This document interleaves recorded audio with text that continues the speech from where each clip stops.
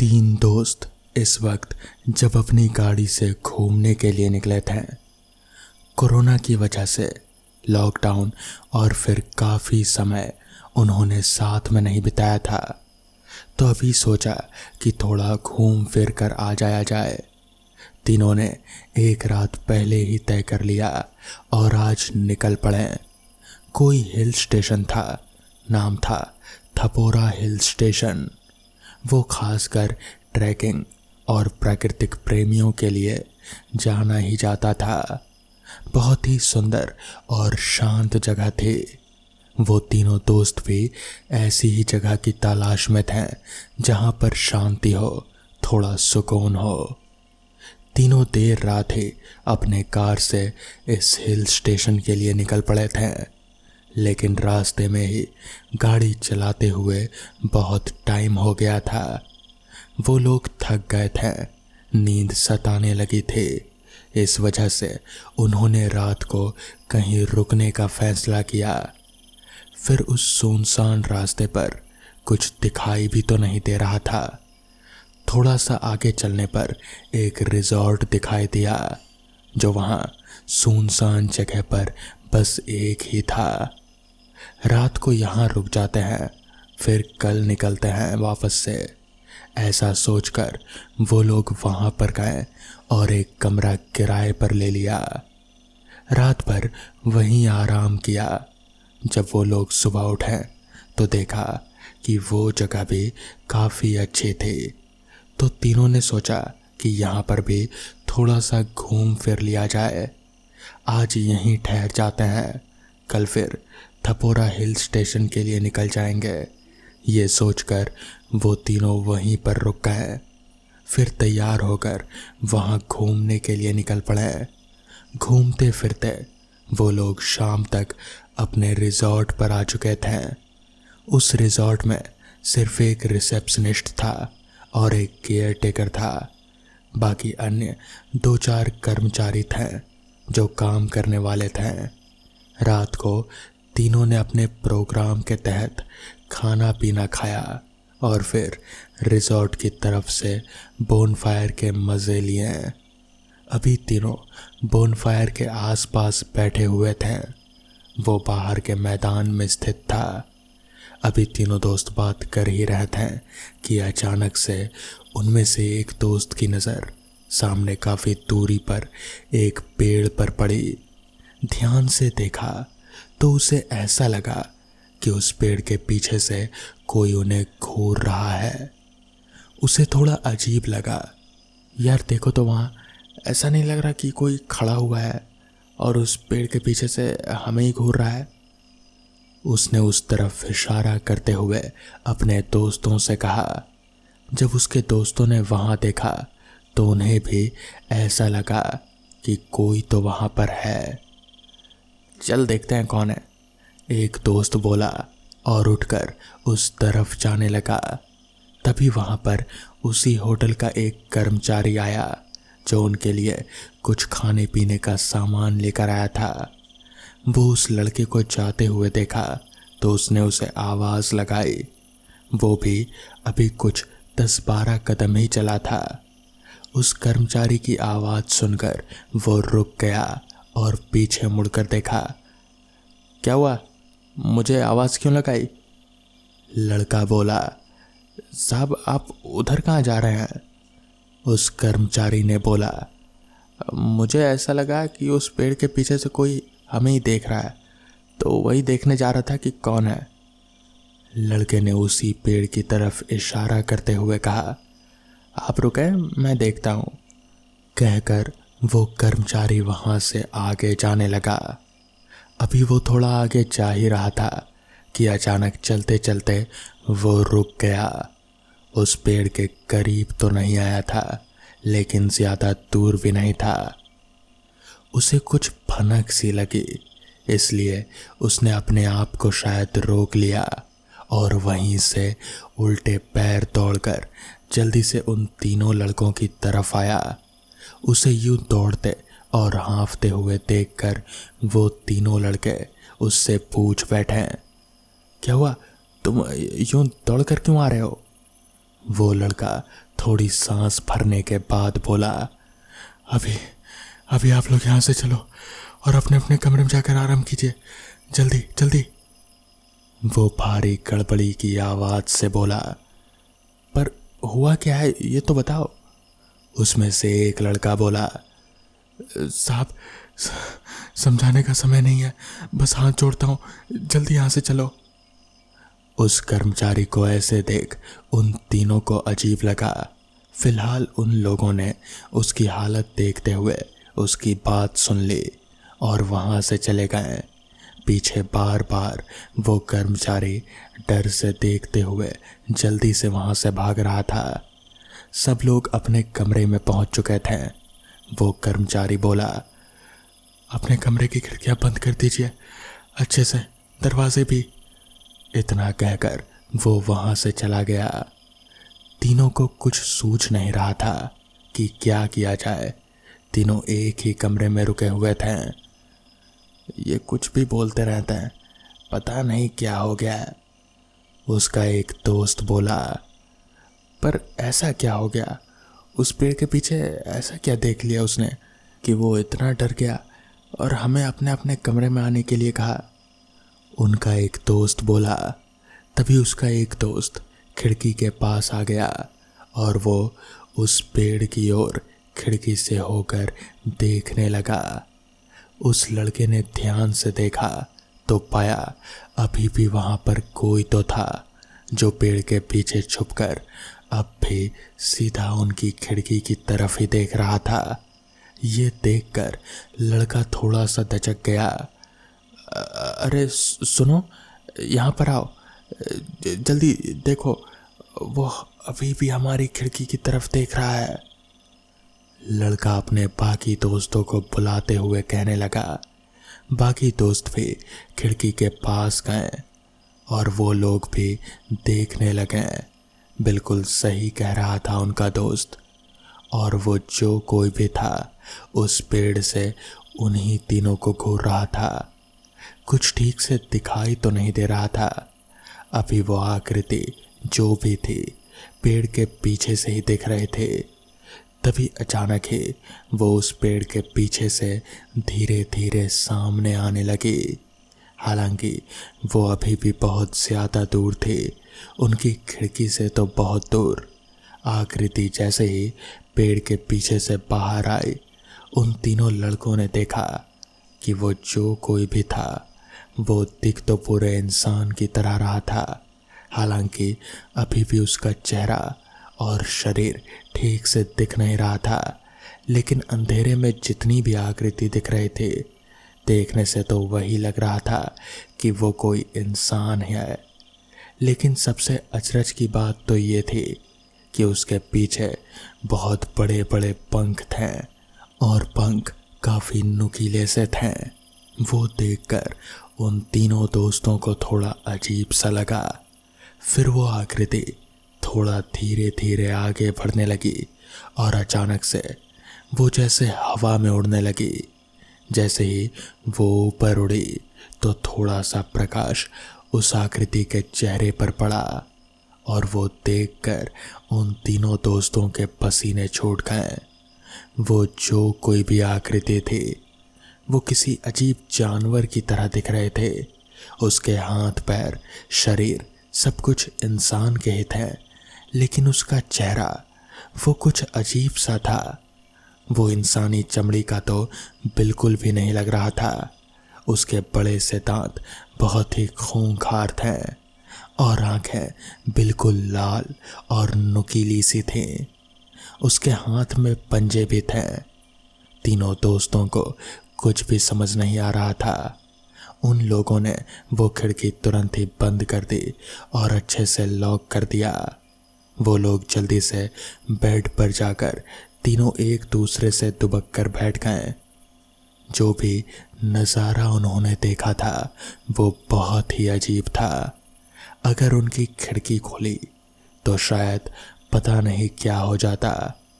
अभी वो तीनों सोच ही रहे थे कि उन्हें उनकी खिड़की के बाहर एक अजीब सी हूँ हूँ करती आवाज़ सुनाई देने लगी और साथ ही में गुर्राहट भी सुनाई देने लगी। मतलब कि वो जो कोई भी था वो उनकी खिड़की के एकदम पास आ चुका था। वो तीनों दोस्त पसीने पसीने हो चुके थे और तीनों की मुंह की आवाज़ तलक भी नहीं निकल पा रहे थे। वो एक दूसरे से एकदम डर कर कस कर पकड़े हुए थे और एकदम अपने मुंह से बिल्कुल भी आवाज़ नहीं कर रहे थे। बस जल्दी से यही प्रार्थना कर रहे थे कि जो कोई भी बाहर है वो उनकी खिड़की के पास से चला जाए। कहीं वो उनकी खिड़की तोड़कर अंदर आ गया तो फिर इनकी खैर नहीं। करीब 15 से 20 मिनट तक वैसी ही आवाज़ आती रही और बीच बीच में ऐसे लगता रहा जैसे कोई उनकी खिड़की को खुरच रहा हो, लेकिन वो तीनों अपनी जगह से हिले तक नहीं। और वैसे ही रात भर तीनों अपने बेड पर वैसे ही बैठे रहे डर के मारे। और वो जो आवाज़ थी वो अब आनी बंद हो गई थी, तो भी उन तीनों की हिम्मत नहीं हुई कि वो लोग खिड़की खोल कर देखें। बस सुबह होने का इंतज़ार कर रहे थे वो लोग, और आखिर सुबह भी हो ही गई। उन लोगों ने घड़ी में टाइम देखा, सुबह के 7 बज रहे थे। वो तीनों जल्दी से अपने रूम का दरवाज़ा खोलकर नीचे रिसेप्शनिस्ट के पास गए। तीनों ने अपने साथ हुई घटना उस रिसेप्शनिस्ट को बताई और साथ ही ये भी बताया कि उनके कर्मचारी ने भी उन्हें ऐसा करने को कहा था। उन्हें कल कुछ अजीब सा महसूस हुआ। क्या था? वो बहुत सी चीज़ें थी जो उनके समझ से बाहर थी। रिसेप्शन पर बैठे उस आदमी ने पहले तो तीनों दोस्तों की बात पूरी सुनी और फिर उन्हें बैठने को कहा। वो तीनों बैठे तो फिर रिसेप्शनिस्ट ने बताया कि दरअसल वो शक्ति, वो एक रूहानी ताकत है जो कि यहीं पास ही के कस्बे की रखवाली करती है और वहीं पर घूमती फिरती रहती है। वो यूं तो किसी को नुकसान नहीं पहुंचाती, लेकिन नए लोगों पर नज़र रखती है कि कहीं वो लोग कस्बे वालों पर कोई नुकसान ना पहुंचाएं। दरअसल बहुत साल पहले इस कस्बे में बाहर के लोगों ने हमला कर दिया था। बहुत से लोगों की जान गई, जिसके बाद से कस्बे के लोगों ने इस रूहानी ताकत को बुलाया। ये रूहानी ताकत इस कस्बे के लोगों पर नज़र रखती है और फिर बाहर वालों पर भी, ताकि वो कस्बा हमेशा के लिए सुरक्षित रहे। तो दोस्तों, ये थी आज की पहली कहानी। तो चलिए बढ़ते हैं आज की दूसरी कहानी की ओर। क्या यार, मरवाएगा तू? आज अमावस की रात है। तो क्या हुआ? तुझे नहीं पता ये गांव शापित है? शापित है? हाँ, आज के दिन कोई भी इस जंगल वाले रास्ते से तो नहीं गुजरता, और वो भी रात के समय। ऐसा क्या है जो यहाँ से कोई नहीं गुजरता? आलोक अपने दोस्त जेम्स को गांव की कहानी बताता है। कई साल पहले हमारे गांव में एक शोभा नाम की महिला आई थी। दुनिया की उम्र पड़ने पर वो बूढ़े होते हैं, मगर उसकी उम्र तो जैसे घट रही थी। वो दिन पर दिन बहुत ही सुंदर होती जा रही थी। जो भी देखे उसका दीवाना हो रहा था। उसकी आंखें हिरनी जैसी थी, जिसे देख ले उसे घायल कर दे। कमर तो ऐसी कि बस पूछो ही मत। लेकिन एक खास बात और थी। जब से वो इस गांव में आए थे, तब से एक मौत का सिलसिला शुरू हो गया था। हर रोज गांव के बाहर कोई ना कोई लाश बहुत ही अजीब हालत में मिलती। सब गांव वाले हैरान थे। हैरान इसलिए भी क्योंकि गांव में जितनी भी लाशें मिलती वो सिर्फ जवान लड़के या फिर लड़कियों की ही, कोई भी बूढ़ा या कोई बच्चे की नहीं। सिर्फ जवान लड़के और लड़कियां, और सबकी लाश ऐसी होती जैसे किसी ने उनका सारा खून ही चूस लिया हो। गांव में बिल्कुल दहशत मच रही थी। जब गांव के लोग बच्चों को घर से कम ही निकलने देते थे। एक दिन की बात है, एक लड़की मंजू शहर से गांव आ रहे थे। काफ़ी देर होने के चलते वो गांव के जंगल वाले रास्ते से वापस आ रहे थे। जंगल भी बड़ा शांत था। वो काफ़ी सहमी सहमी सी थी कि अचानक किसी ने उसके कंधे पर हाथ रखा। वो डर गई। उसने पीछे जैसे ही देखा तो वो शोभा थी जो जंगल से आ रहे थे। ओह आप, मैं तो डरी गई थी, मंजू ने कहा। तुमने क्या सोचा, कोई भूत है? शोभा ने जवाब दिया। दोनों एक साथ चलने लगे। जंगल में कहीं लाइट तो नहीं थे, बस थोड़ी सी चांद की रोशनी थी। जैसे ही वो थोड़ा खुले में पहुंचे तो उसकी नज़र अपनी परछाई पर पड़ी जो कि चांद की रोशनी से बन रही थी। मगर ये क्या, वहाँ पर शोभा की कोई परछाई नहीं बन रहे थे। वो थोड़ा सहम जाती है, फिर सोचती है शायद कि उसका कोई भ्रम हो। वो फिर से साथ साथ चलने लगते हैं।